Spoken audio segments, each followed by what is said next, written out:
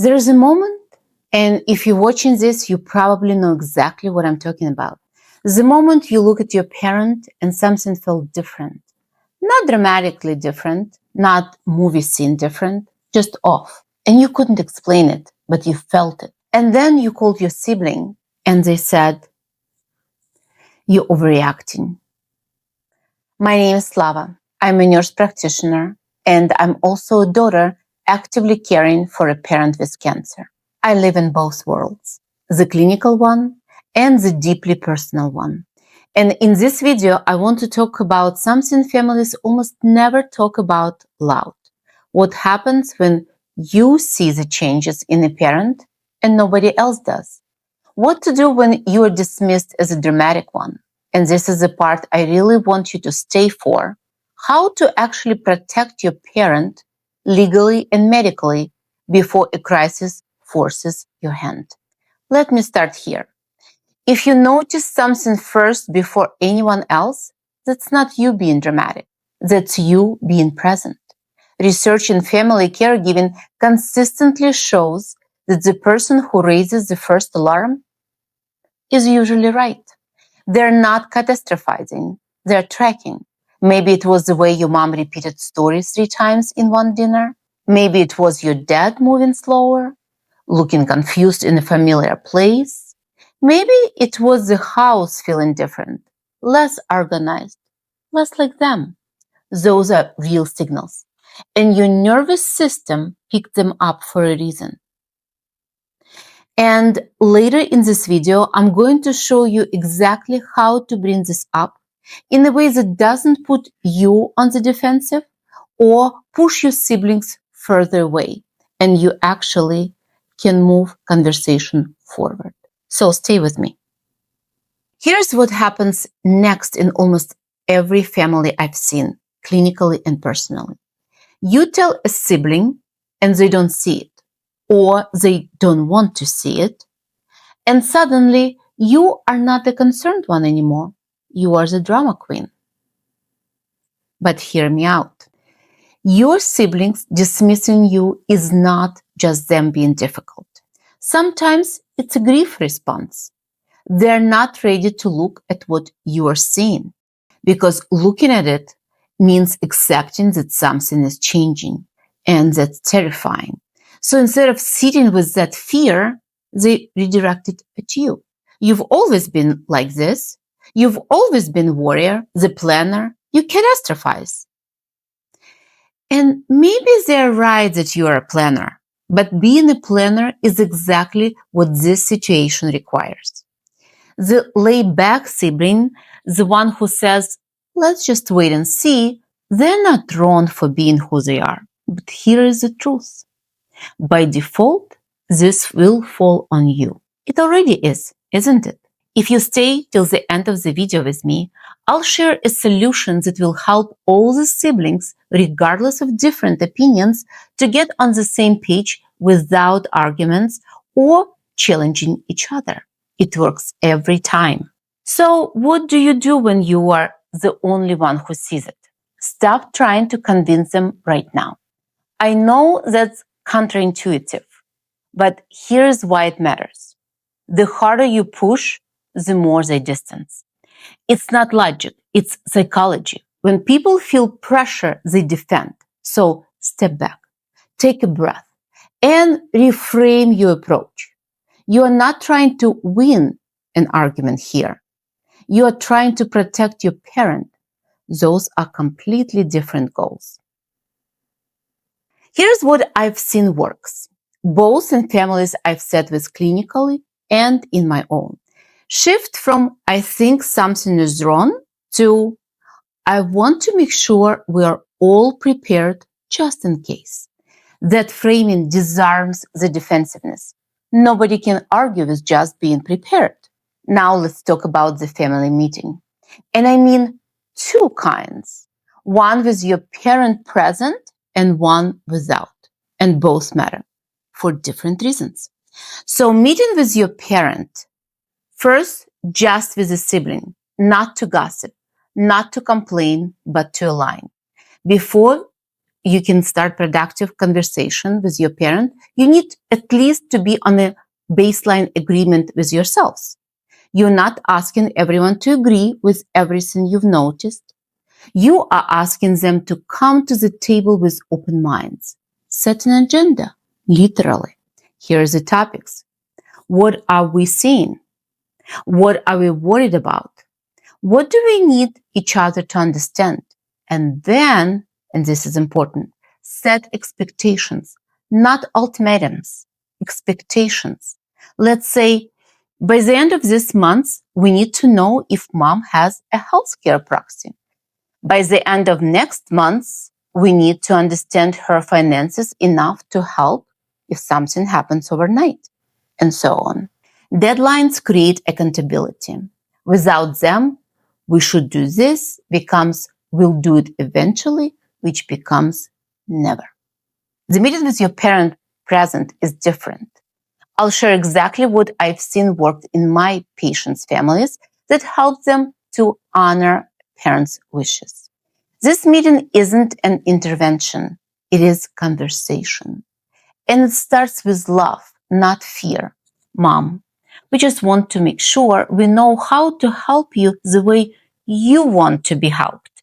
If anything ever happens, we are playing because we love you. That language matters. It removes the threat. It shifts the dynamic from children taking over to children honoring their parents' wishes. Be prepared to hear from your parent, "You're out of your mind, I'm fine. You already talk about my money and a will, and I'm not even sick." And I understand that reaction. It feels premature. It feels morbid. But here's what I've seen happen when families wait. A stroke at 2 a.m, and nobody has power of attorney. A hospitalization, and siblings are on the phone arguing in the hallway of ICU about what mom would have wanted. An overdraft, a missed bill, a financial decision made under pressure that cannot be undone. The time to have this conversation is before they become urgent, when your parent is still lucid, still coherent, still able to tell you exactly what they want. That time window is precious, and it closes faster than any of us wants to admit. What needs to happen? Here's what I recommend every family addresses. Ideally, while a parent is still able to participate fully. Number 1, power of attorney. Who has the legal authority to make financial decisions if your parent cannot? Number 2, healthcare proxy. Who makes medical decisions if your parent can't speak for themselves? Number 3, a living will or advanced directives. What are your parents' wishes about life-sustaining treatment, resuscitation, and end-of-life care? Number 4, MOLST.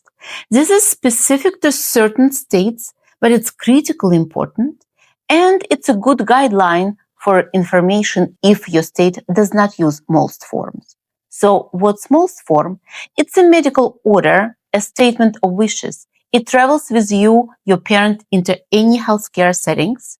If you need more information about it, watch this video here.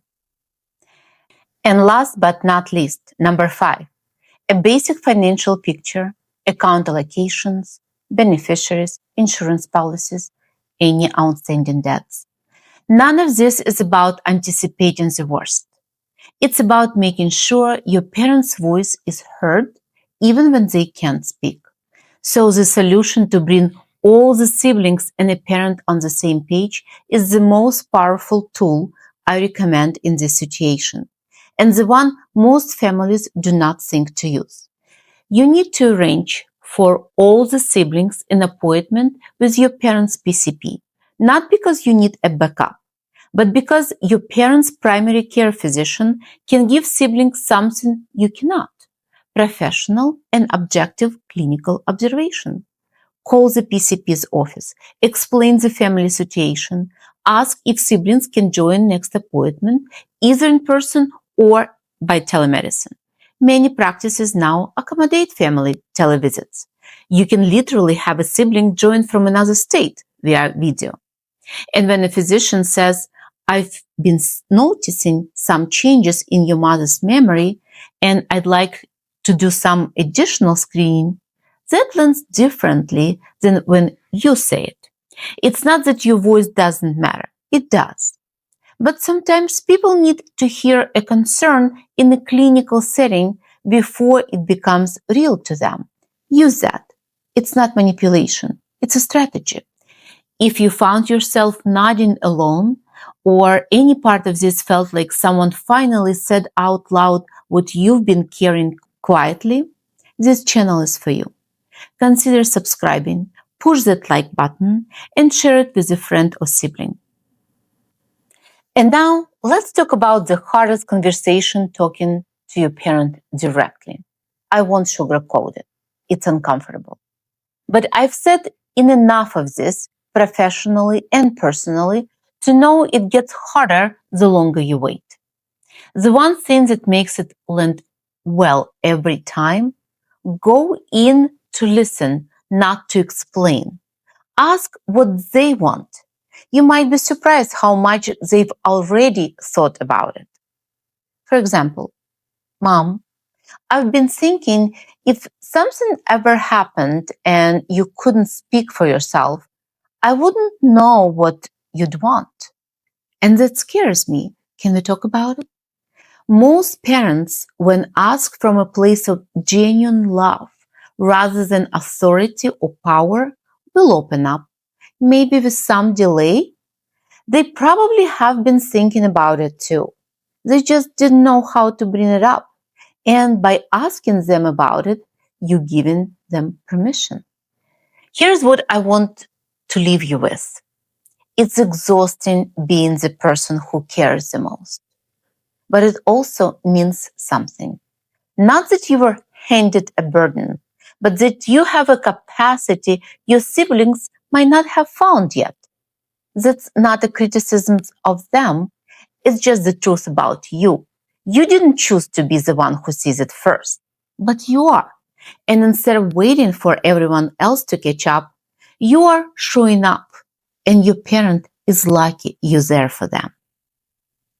If you scrolled and found yourself here looking for something practical, something honest, something that sounds like your life, and the reassurance that other families have been right where you are and found their way through, hit subscribe, push that like button, and come back next week for another video with practical guidance rooted in the clinical experience mixed with stories from families who've been exactly where you are.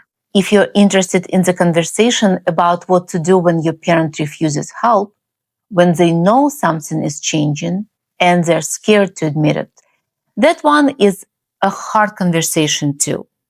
I walk you through the practical steps in this next video. Go easy on yourself this week. You're doing more than you think. Don't forget that. Take good care of them and yourself.